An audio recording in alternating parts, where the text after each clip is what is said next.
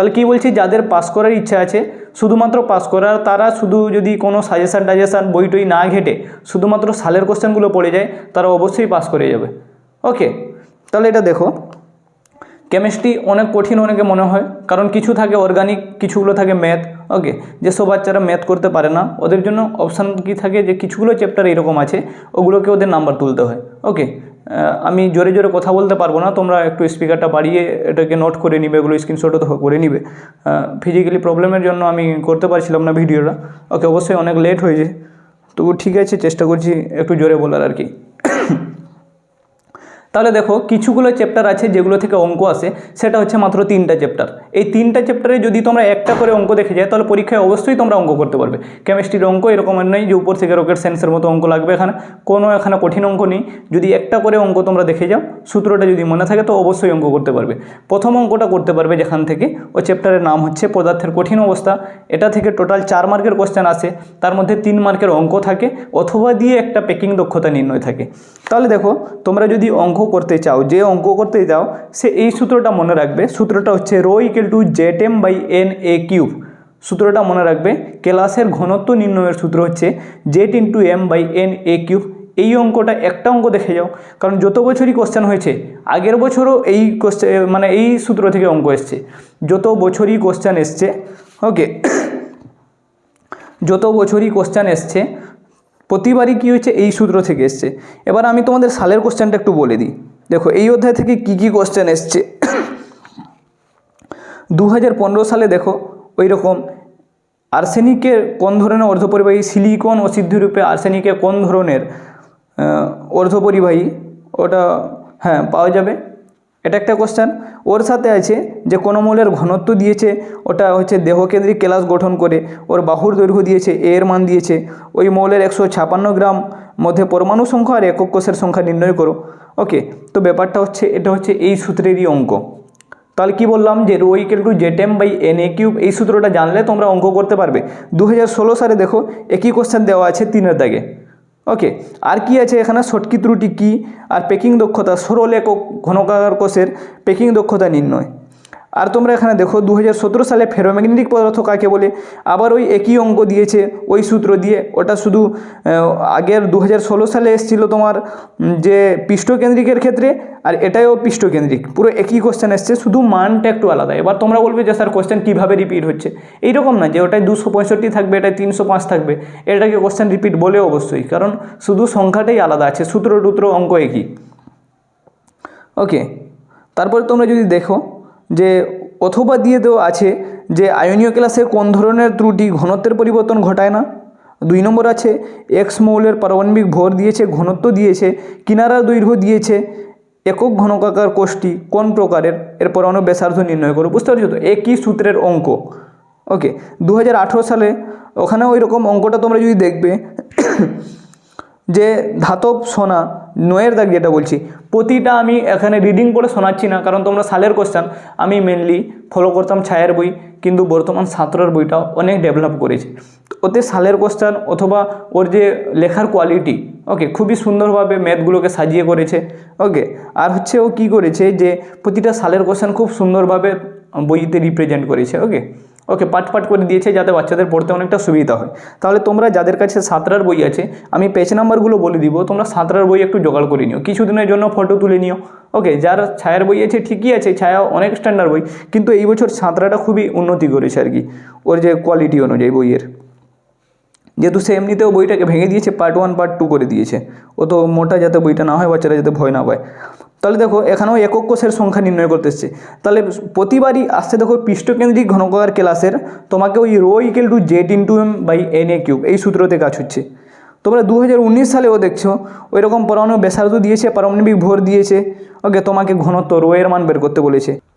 তাহলে এখানে দেখো 2019 সালেও ওই একই ঘনত্ব নির্ণয় করার অঙ্ক এসছে।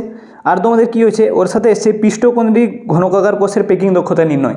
তাহলে তোমার দেখো 2016-তে এসেছিল যে একক ঘনকাকার কোষের পেকিং দক্ষতা 2 মার্কের, আর 2019-এ এসছে পৃষ্ঠকেন্দ্রিক ঘনকোষের পেকিং দক্ষতা। এবার 2022 সালে দেখো ওই রকম ধাতুর ঘনত্ব নির্ণয় করতে এসছে। ওকে, 2022-এ ওই ঘনত্বের উপর অঙ্ক এসছে।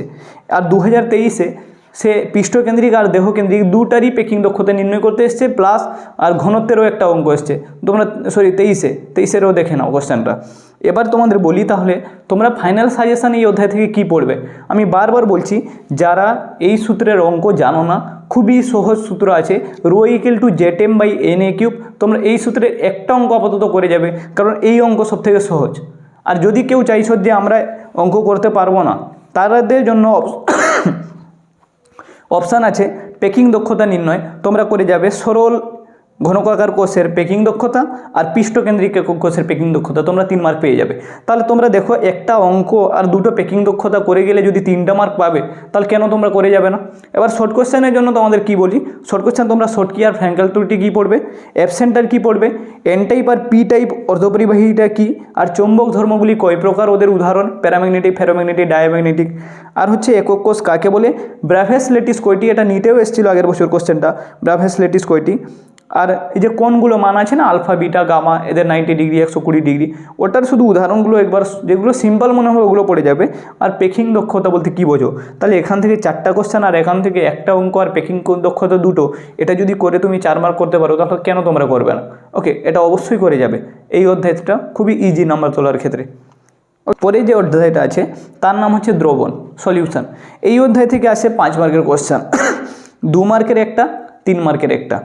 এবার হচ্ছে তোমরা এই অধ্যায় থেকে অঙ্ক আসে, 3 মার্কের অঙ্ক আসে। এবার অঙ্ক না করতে পারলে এখান থেকে কিন্তু তোমরা নাম্বার পাবে না, অঙ্ক না করতে পারলে এখান থেকে তোমরা কম নাম্বার পাবে, কারণ অথবাতে থাকে, অঙ্ক অবশ্যই থাকে। তাহলে এখান থেকে দেখো তুমি 2015 সালে এসছে, এটা একটা অঙ্ক এসছে, আর বাষ্পচাপের পরিবর্তনের কারণ অথবা দিয়ে এসছে। ওকে, আর 2 মার্কের এসছে যে দ্রবণের সংখ্যাগত ধর্মের কোনো দ্রাবের সঠিক আণবিক ভর নির্ণয় করার ক্ষেত্রে 3টি বিশেষ শর্ত। ওকে, পুরো থিওরিটিক্যালি কোশ্চেন দিয়ে দিয়েছিল 2015-তে। 2016-তে এসছে 2টি দ্রবণ আইসোটোনিক, এর কথার অর্থ কী, এটা 2 মার্ক। অথবা দিয়েছে জলে সামান্য নুন দ্রবীত করলে স্ফুটনাঙ্ক বেড়ে যায়, স্ফুটনাঙ্ক বেড়ে যায় কেন, কারণ। তারপরে বলছে দ্রবণের মোলালিটি কী, তারপরে অভিস্রবণ চাপ C=πRT, এটা দিয়ে অঙ্ক এসছে। 2017 সালে এসছে যে দ্রবণের অভিস্রবণ চাপ সংক্রান্ত ভ্যান হোফের সমীকরণটা লেখো, আর সব দ্রবণই এই সমীকরণ মেনে চলে কি না তার কারণটা বিবৃতি করো। অথবা দিয়েছে জলে ইউরিয়া যোগ করলে হিমাঙ্ক কমে যায় কেন, ব্যাখ্যা করো। আর একটা অঙ্ক দিয়েছে দ্রাবের আপেক্ষিক আণবিক ভর গণনা করতে। তাহলে তোমরা এখানে দেখতে পাচ্ছ অঙ্ক তো থাকছে, ওকে, তার সাথে থিওরি থাকছে। সাজেশান দিয়ে দিব, কোশ্চেন অবশ্যই পেয়ে যাবে। যারা চাও অঙ্ক করতে তাদের জন্য বলে দিব কোন দুটো অঙ্ক করবে। 2018-তে বলেছে চাপ স্থির রেখে উষ্ণতা বাড়ালে দ্রাব্যতা পরিবর্তিত হয়, কি পরিবর্তন বিবৃতি করে কেন হয়। তারপরে ওর অথবা দিয়েছে ইউরিয়া জলে দ্রবীভূত করলে বাষ্পচাপের অবনমন কেন ঘটে। তাহলে দেখো, ইউরিয়া জলে দ্রবীভূত করলে হিমাঙ্ক কমে যায় কেন, কারণ ব্যাখ্যা করতে। 2017-তে 2018-তেও রিপিট হয়েছে বাষ্পচাপের অবনমন কেন ঘটে। একই কোশ্চেন একটু ঘুরিয়ে আছে। দ্রবণের গাঢ়ত্ব 0.4 m, এর কথার অর্থ কী, ওকে, মোলারিটি। আরেকটা অঙ্ক দিয়েছে, সেটা হচ্ছে যে কত গ্রাম গ্লুকোজ দ্রবীভূত করলে আইসোটোনিক হবে, এটাও C=πRT, ওই অভিস্রবণ চাপের অঙ্ক। 2019-এ এসছে অভিস্রবণ চাপের অঙ্ক এসছে C=πRT। ওকে, ওর সাথে এসছে এজিওটোপিক মিশ্রণ কাকে বলে, এটিকে আদর্শ দ্রবণরূপে গণ্য করা যায় কি। পরে কোশ্চেন এসছে যে বিশুদ্ধ জলের বাষ্পচাপ নির্ণয় করতে এসছে, আরেকটা দ্রাবটির আণবিক ভর নির্ণয় করতে এসছে। ওকে, আর 2020-21-এ তো প্যান্ডেমিকের জন্য পরীক্ষা হয়নি।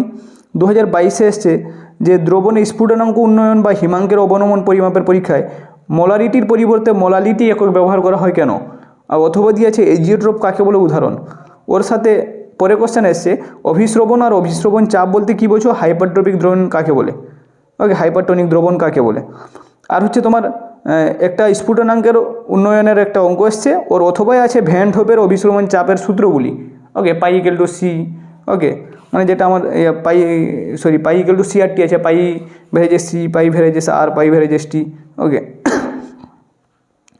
এগুলো তো তোমরা সব দেখলে। আমি বলছি কোশ্চেন রিপিট হয়। ওকে, পুরোপুরি ম্যাথেরই তো কোশ্চেন পুরোপুরি রিপিট হবে না। ওকে, শুধুমাত্র সূত্রটা একই থাকে, মানটা আলাদা থাকে। তাহলে তোমরা এখান থেকে কি করবে, এবছরের জন্য খুবই ইম্পর্ট্যান্ট হচ্ছে বাষ্পচাপের আপেক্ষিক অবনমনের একটা অঙ্ক। এতগুলো অঙ্ক তোমরা দেখতে পাচ্ছ, সূত্রটা আমি বলে দিচ্ছি, P0 - P /P0 = x2। x2 main হচ্ছে n2/n1 + n2। এবার n2-র মান কি, ওকে, সেটা হচ্ছে W2/M2 আর N1 এর মান W1/N1। তোমাকে এতগুলোর মধ্যে যে কোনো একটার মান নির্ণয় করতে বলবে, সবগুলো দেওয়া থাকবে। তোমরা যদি 1-2টা অঙ্ক করো না, তাহলে তোমরা আরামসে পারবে, অঙ্ক কঠিন নয়। সব অধ্যায়ের অঙ্ক করতে বলছি না, 2-3টা অধ্যায় যদি অঙ্ক করে দাও না, মাস্টার যখন খাতা দেখবে অঙ্ক করেছো, তো অবশ্যই পরে খাতাটা একটু সে লুজলিভাবে দেখবে। ওকে, আর প্রথম যদি তুমি থিওরিতে লিখে যাও না, সে বোরিং হয়ে যাবে। তাহলে দেখো, আরেকটা অঙ্ক করবে তোমরা π=CRT, যেটা অভিস্রবণ চাপের অঙ্ক আছে। আর সির মানটা কীভাবে বেরোবে, যে W2 × 1000 / M2 × V1। এরও আমি অঙ্কটা সাইডে দেখিয়ে দিচ্ছি। এই কয়েকটা অঙ্ক করে যাও, দেখবে তোমরা কমন পেয়ে যাবে। ওকে, হয়তো মান একই থাকবে না, কিন্তু অঙ্কটা পুরো একই থাকবে। আর যারা বলছো আমরা অঙ্ক করবো না স্যার, আমরা করবো কি, থিওরিতে বেঁচে যাব, তাহলে থিওরির জন্য বলে দিই, তোমরা হেনরির সূত্রটি, ওকে, বিবৃতিটা পড়বে, ওর যে ধ্রুবকগুলি কী কী ওটা পড়বে, হেনরির সূত্রের সীমাবদ্ধতা কী ওটা পড়বে, আর ওই যে কার্বন অ্যান্ড ওয়াটার লিকেজ হয়, মানে কি, ওই যে স্প্রাইট বা থামসারের বোতল খুললে বুদবুদ জলটাকে কীভাবে ওখানে প্রেসারে রাখা হয়েছে গ্যাসটাকে, ওটা পড়বে। আর অনুদ্বায়ী দ্রাবের দ্রবণের ক্ষেত্রে রাউল্টের সূত্র আর ওর গ্রাফটা করবে। ওকে, আর তোমরা আদর্শ আর অনাদর্শ দ্রবণের পার্থক্য পড়বে, এজিওট্রপিক মিশ্রণ কী ওর উদাহরণ দিবে, আর বাষ্পচাপের আপেক্ষিক অবনমন সংখ্যাগত ধর্ম এটা ব্যাখ্যা করবে। তোমরা আর দুটো কোশ্চেন আছে, যে জলের স্ফুটনাঙ্ক উন্নয়ন ধ্রুবক KB 0.515 বলতে কী বোঝো, এটা সাঁতরার বইতে 98 পেজে আছে। আর বিপরীত অভিস্রবণ, শর্ট কোশ্চেনের জন্য বিপরীত অভিস্রবণ আইসোটোনিক, হাইপারটোনিক, হাইপোটোনিক দ্রবণ উদাহরণ সহ পড়বে। আর হচ্ছে হিমাঙ্কের অবনমনের লেখচিত্র 100 পেজে আছে। সব সাঁতরার বইয়ের কথা বলছি, ছায়ার বইতে অবশ্যই আছে, কিন্তু সাঁতরাতে একটু দেখতে ভালো, তো ওই কারণে আমার পেজ নাম্বারগুলো বলে দিচ্ছি। এই ছিল দুটো অধ্যায় প্রথমের, যেটা থেকে তোমাকে অঙ্ক করতে হবে। আর মাত্র একটা অধ্যায় যার তোমরা অঙ্ক করো, আর তোমাদের অঙ্ক করতে হবে না।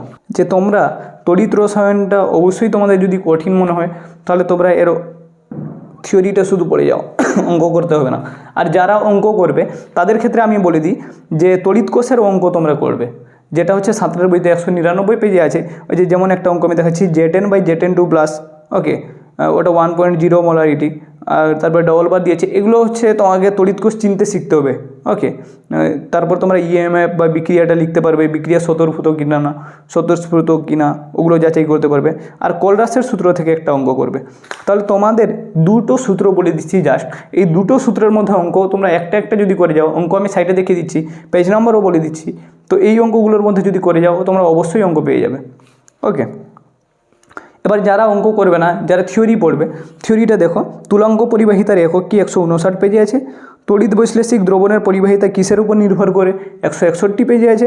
কোষ ধ্রুবক কি, এর একক কি। তড়িৎ বিশ্লেষণের সম্পর্কিত ফ্যারাডের সূত্রগুলি পড়বে। ড্যানিয়েল কোষের মধ্যে কী কী বিক্রিয়া সংঘটিত হয় 187 পেজে আছে। প্রমাণ তড়িৎদ্বার বিভব কি, আর কোনো তড়িৎদ্বার বিভবের যদি AG এর প্রমাণ তড়িৎদ্বার বিভব +0.80 ভোল্ট হয়, তাহলে এর অর্থটা কী। ওকে, আর তোমরা ΔG = -NF E সেল, এই সমীকরণের তাৎপর্য কী, এটা 205 পেজে পেয়ে যাবে। আর লেড অ্যাসিড সঞ্চায়ক কোষের বিক্রিয়া 208 পেজে পাবে। জ্বালানি কোষ কী উদাহরণ, এটা 220 পেজে পাবে। ওকে, অপক্ষয় কাকে বলে উদাহরণ দাও। আর লবণ সেতু কী, আগের বছর এই কোশ্চেনটা দিয়েছিল, লবণ সেতুর কাজ কি, 2 মার্ক। ওকে, তাহলে এই কোশ্চেনগুলো তোমরা যদি করো, তাহলে তড়িৎ রসায়ন অবশ্যই এখান থেকে কমন পেয়ে যাবে। আমি বারবার বলছি, যারা বেশি নাম্বার পেতে চাও তারা এক্সট্রা করতে চাও, কিন্তু এইগুলো পড়লেই হয়ে যাবে। ওকে, পরীক্ষার সময় বেশি করে কোনো লাভ নেই, যেগুলো বলছি ওইগুলো করে যাও। লাস্ট হচ্ছে খুবই ইম্পর্টেন্ট, লাস্ট বলছি, মানে পরবর্তী যে চ্যাপ্টারটা আছে খুবই ইম্পর্টেন্ট আছে। আর এখান থেকে সবাই, আমি চাই যাতে সবাই এখান থেকে 5 মার্ক পাক, কারণ কেমিস্ট্রিতে 5 মার্কে 3টা থাকে, একটা 5 মার্ক রাসায়নিক গতিবিদ্যা থেকে, আর আমি চাই রাসায়নিক গতিবিদ্যা থেকে সবাই 5 মার্ক করে পাক। তার জন্য আমি পুরো সাজেশন রেডি করে দিয়ে দিচ্ছি তোমাদের। আমি বুঝিয়ে দিচ্ছি 2015 থেকে 2023 সাল পর্যন্ত রাসায়নিক গতিবিদ্যা থেকে যে সাজেশন এসছে, ওকে, হু কমন এসছে কোশ্চেনগুলো। তাহলে দেখো 2015 সালে এসছে ছদ্ম একানমিক বিক্রিয়া বলতে কী বোঝো, উদাহরণ সব ব্যাখ্যা করতে এসছে। আর তোমার হচ্ছে অর্ধায়ু থেকে একটা অঙ্ক এসছে। আর বিক্রিয়ার হার সমীকরণের উপর ভিত্তি করে দেখাও যে প্রথম ক্রম বিক্রিয়া কখনো সম্পূর্ণ হয় না। আর একটা সক্রিয়করণ শক্তির অঙ্ক এসছে, এটা কত 2015 সালে, অথবা থাকে, তো তাই জন্য 4টা কোশ্চেন, নাহলে তোমার কাছে না এসছে। শূন্যক্রম বিক্রিয়া বলতে কি, এর উদাহরণ। আর এর সমাকলিত সমীকরণটি প্রতিষ্ঠা করতে এসছে। হার ধ্রুবক কীভাবে নির্ণয় করো, পুরো পাট করে ভেঙে কোশ্চেন এসছে। আর তোমাদের এখান থেকে এসছে, আর এখান থেকে সক্রিয়করণ শক্তির অঙ্ক এসছে। দেখো 2017তে এসছে প্রথম ক্রম বিক্রিয়ার গতিশীলতা দেখাও, বিক্রিয়া অর্ধজীবনকাল গাঢ়ত্বের উপর নির্ভরশীল। ওকে, আর এসছে যে তোমাকে যদি আর এখানে দেখাতে যাওয়া হয়, এখান থেকে পুরো থিওরিটিক্যালি কোশ্চেন দিয়ে দিয়েছে তোমরা। এখানে অনুঘটক কীভাবে রাসায়নিক বিক্রিয়া বেগ বাড়ায়, স্থির উষ্ণতায় অনুঘটকের উপস্থিতিতে রাসায়নিক বিক্রিয়া এনথালপি সমান থাকে না, পরিবর্তিত হয়। ওকে, এটা তোমরা বিক্রিয়ার সামগ্রিক ক্রম আর আণবিকতা নির্ণয় করতে এসছে। ওকে, আর 2018 সালে এসছে তাৎক্ষণিক বিক্রিয়ার হার বলতে কী বোঝো, সক্রিয়করণ শক্তি বলতে কী বোঝো। আর একটা 3 মার্কে যে অঙ্ক এসছে যে প্রথম ক্রম বিক্রিয়া 99% সম্পন্ন হতে যে সময় লাগে 90% সম্পন্ন হতে সময়ের দ্বিগুণ, ওটা প্রমাণ করে দেখাও। এটা অবশ্যই উদাহরণের অঙ্ক। অথবা দিয়ে আছে প্রথম ক্রম বিক্রিয়া সমকলিত সমীকরণ প্রতিষ্ঠা করতে অর্ধজীবনকালের সাপেক্ষে একটা অঙ্ক এসছে। 2019 সালে তোমাদের যে শূন্যক্রম বিক্রিয়া অর্ধজীবনকাল আর প্রাথমিক গাঢ়ত্বের লেখচিত্র অঙ্কন করতে এসছে। ওকে, সক্রিয়করণ শক্তির অঙ্ক এসছে।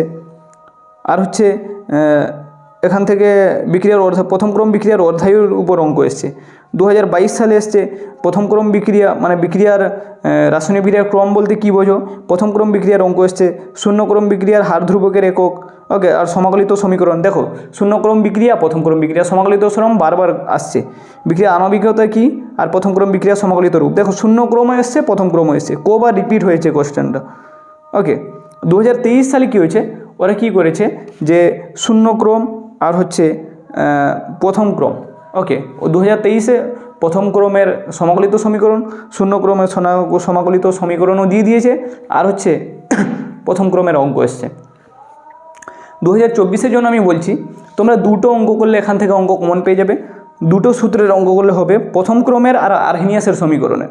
প্রথম ক্রমের সূত্রটা হচ্ছে K = 2.303 divided by T log of A/A-x। খুবই ইম্পর্ট্যান্ট এখান থেকে অঙ্ক। এই কয়েকটা অঙ্ক করলে তোমরা আরামসে করতে পারবে। এর অঙ্ক সব থেকে সহজ। ওকে, প্রথম অধ্যায়ের মতো।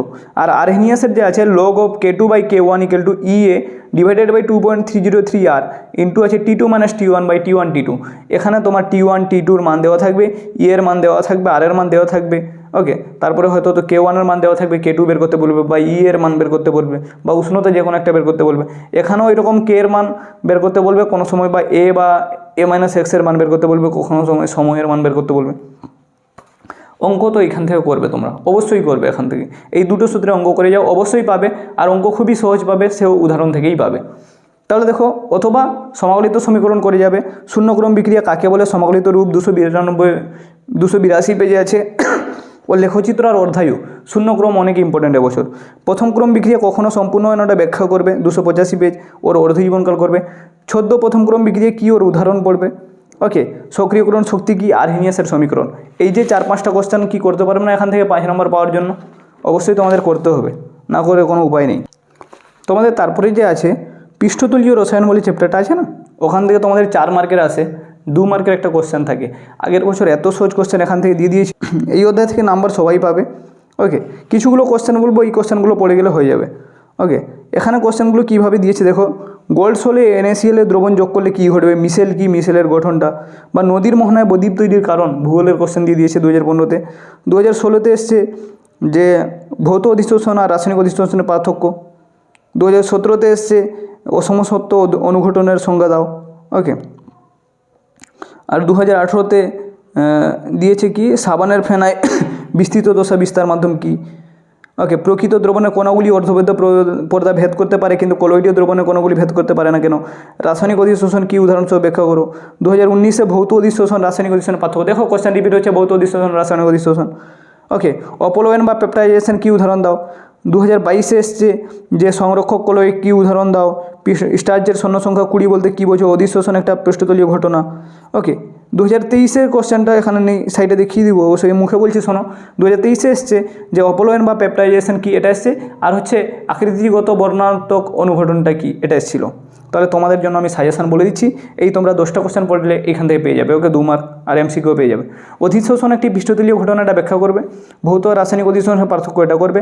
অনুঘটক কি, কয় প্রকার, কী কী 361 পেজে আছে 17 বইতে, এটা করবে। অনুঘটক বিষ কি, এটাও 361 পেজে আছে। প্রকৃত কলোয়েড আর প্রলম্বন দ্রবণের পার্থক্যটা তোমরা কম্পেয়ার করে নিবে। ইমালশন কি, ওর উদাহরণ পড়বে। লায়োফিলিক আর লায়োফোবিক কি কলোয়েড, ওটার ডিফারেন্সটা একটু পড়বে। টিন্ডাল এফেক্ট আর ব্রাউনীয় গঠিতা পড়বে। আর জিটা এফেক্ট কি, মানে জিটা বিভব 389 পেজ আছে। স্বর্ণ সংখ্যা কী আর বলতে কী বোঝো, এটা পড়বে। এই ছিল এই অধ্যায়ের এতগুলো কোশ্চেন। তোমরা আরামসে এই কোশ্চেনগুলো করে যাও পরীক্ষার আগে, অবশ্যই এইখান থেকে পাবে।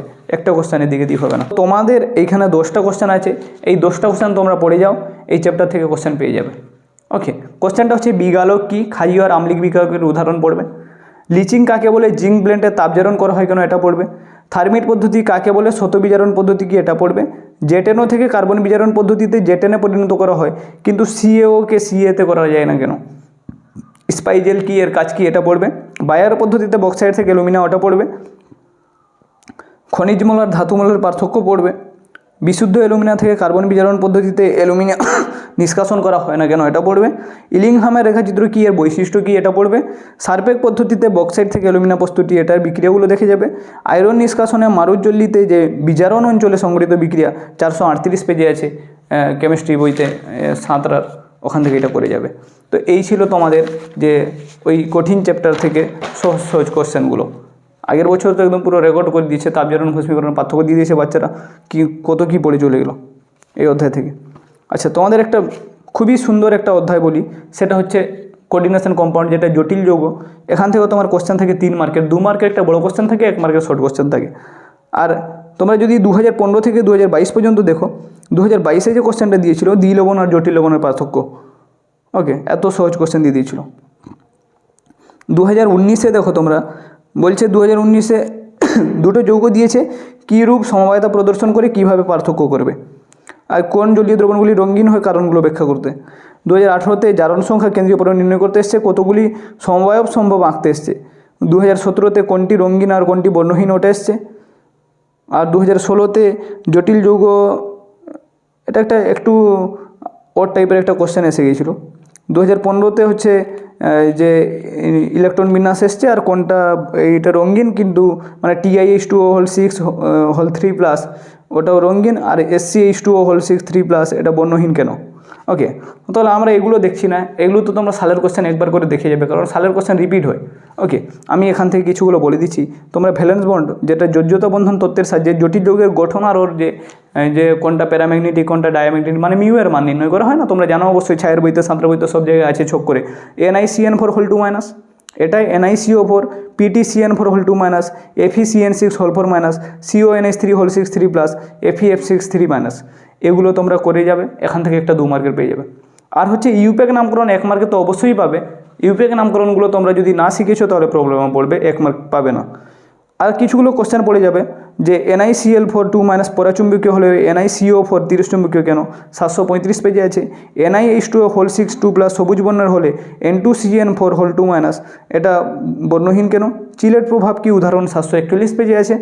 CONH3 NO2SO4 এবং CONH3 ONOSO4 সমবায়ব দুটি কীভাবে শনাক্ত করবে, 749 পেজ।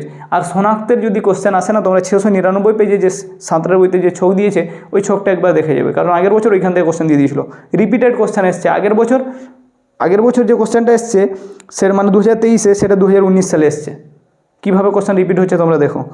আর FeCN6 3- বর্ণযুক্ত, কিন্তু FeF6 3- বর্ণহীন কেন। আর তোমরা শর্ট কোশ্চেনের জন্য পড়বে লিগেন্ড কি, ডেন্টিসিটি কি, কাউন্টার আয়ন কি, কেন্দ্রীয় পরমাণুর জারণ সংখ্যা তো নির্ণয় শিখতেই হবে তোমাদের। আর হচ্ছে মনোডেন্টেড, বাইডেন্টেড, পলিডেন্টেড লিগেন্ডের উদাহরণ, এমবিডেন্টেড আর চিলেটিং, এইগুলো তোমরা পড়ে রাখবে, আর কিছু পড়ার দরকার নেই।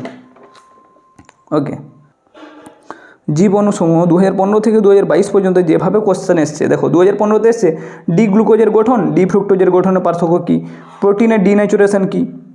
ওকে, আর হচ্ছে 2016-তে এসছে ডিএনএতে কোনটা থাকে না, পলিস্যাকারাইড কী, উদাহরণ কী, প্রোটিনের প্রাথমিক গঠন কী। 2017-তে এসছে এলডোজ কিটো বলতে কী বোঝো, উদাহরণ, প্রোটিন হরমোনের নাম, তার জীবজ ক্রিয়া এসছে। 2018-তে তোমার এসছে ওই রকম ডিএনএতে কোন কোন বেস পেয়ার আছে। ওকে, প্রোটিনের প্রাইমারি গঠন কি, সুক্রোজ একটি ডাইস্যাকারাইড প্রমাণ করতে। 2019-এ এসছে একটা বড় একটা অ্যামাইনো অ্যাসিড দিয়ে দিয়েছে, ওখানে পলিপেপটাইড একটি পেপটাইডের উদাহরণ দিতে বলেছে, মানে পেপটাইডের একটা উদাহরণ দিয়েছে, জুইটার আয়ন কি, অ্যামাইনো অ্যাসিড কটি উৎপন্ন হবে ওইগুলো দিয়েছে, আর আয়নতে কোনটা থাকে না। তারপর 2022-এ নিউক্লিওসাইড নিউক্লিওটাইডের মধ্যে পার্থক্য, ডি গ্লুকোজের সংকেত লিখতে এসছে, ওর তাৎপর্য কী, এইভাবে কোশ্চেনগুলো এসছে। ওকে, তা তোমাকে আমি বলে দিই 2024-এর জন্য আমি তোমাকে বলছি এখান থেকে তুমি কী পড়বে। আমি বলবো সবথেকে ইম্পর্টেন্ট হচ্ছে 3 দাগের কোশ্চেনটা, গ্লুকোজের গঠনের আগের বছর একটা চলে এসেছিলো, 5টা প্রমাণ আছে, তাই তোমরা একটা বাদ দিয়ে বাকি 4টা করবে। যে গ্লুকোজের সরল শৃঙ্খল, যেটা NaBH4 দিয়ে বিক্রিয়া আছে, বা গ্লুকোজের মধ্যে 5টি OH গ্রুপ আছে, ওকে, ওটা পড়বে। এলডিহাইড গ্রুপের উপস্থিতি কিভাবে বিক্রিয়া হয়, আর 2 ডিগ্রি অ্যালকোহল 1 ডিগ্রি অ্যালকোহল আছে, মানে গ্লুকোজের যে প্রমাণটা আছে না, মুক্ত শৃঙ্খলের প্রমাণ, যে গ্লুকোজের মধ্যে লম্বা স্ট্রেট চেন আছে, গ্লুকোজের প্রমাণ যে জানো না তার ক্ষেত্রে প্রবলেম হবে। গ্লুকোজের গঠনের যে 4টি প্রমাণ আছে ওই বিক্রিয়াটা তোমরা করে রাখবে। ওকে, এটা খুবই ইম্পর্টেন্ট কোশ্চেন।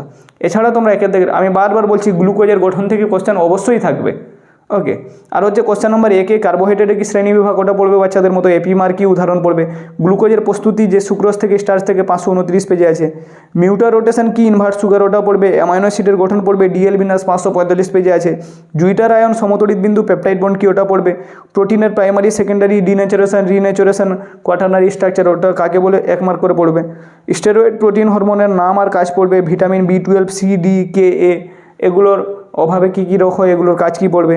ডিএনএ আর আরএনএ পার্থক্য পড়বে। ফাইব্রাস আর গলিবুলার প্রোটিনের উদাহরণ পার্থক্য পড়বে। এই ছিল টোটাল 10টা প্রশ্ন। এইখান থেকে বললে তোমরা 4 মার্ক পেয়ে যাবে, কিন্তু গ্লুকোজটা খুবই ইম্পর্টেন্ট। পলিমার থেকে তোমরা ইকো একটা কোশ্চেন পড়ে যাও, আর পড়ার দরকার নেই। পলিমারের নাম আর তার মনোমার পড়লে হবে 631 পেজ। ওকে, যে পলিইথিলিন, ওকে, টেফলন, এগুলোর মনোমারের নাম কি। প্রাকৃতিক, ওগুলোর থেকে অবশ্যই একটা আসবে 1 মার্কের, যে এর মনোমারের নাম কি, ওর স্টার গঠনটা কি। প্রাকৃতিক আর কৃত্রিম পলিমার কি পড়বে। শৃঙ্খল আর সংঘনন পলিমারাইজেশন বিক্রিয়া, আগের বছর এটাই ছিল কন্ডেন্সেশন, মানে সংঘনন পলিমারাইজেশন বিক্রিয়া কাকে বলে। আর এই জিরলার নাটা, ওটা কি জিগলার নাটা হবে। অনুঘটকটা কি। জৈব বিশ্লেষ্য জৈব অবিশ্লেষ্য পলিমার কি। বুনায়েস আর বুনায়ন কি, ওর মনোমারের নাম। পুনরাবৃত্তির একক কি, আর গাটা পারছে কি। এই যে এখানে 7টা কোশ্চেন পড়লে তোমরা এখান থেকে 3 মার্ক পেয়ে যাবে। ওকে, তো এই ছিল টপিক। আর বাকি যে একটা অধ্যায় আছে না, ওটা যে প্রাত্যহিক জীবনে রসায়ন নাকি, ওটা থেকে তোমরা ওই যে কোনটা জ্বরের ঔষধ, কোনটা ওরকম কী ছিল না, যে অ্যাসপিরিনের রাসায়নিক নাম এসছে। ওকে, এই যে কোশ্চেনগুলো তোমরা দেখো, ওখান থেকে তোমরা একবার রিডিং পড়ে নিলে, বা 7টা বইতে তোমার যে শর্ট কোশ্চেনগুলো আছে না এসএকিউ, ওইগুলো ইম্পর্টেন্ট দেখে নিজে পড়ে নিলে ওখান থেকে পেয়ে যাবে। ওকে, তো এই ছিল তোমাদের কেমিস্ট্রি সাজেশান। যা লাগবে তাকে শেয়ার করো, এইগুলো পড়ে যাও, আশা করি সবই কমন পাবে। ওকে, কোনো প্রবলেমের কোনো কথা নয়।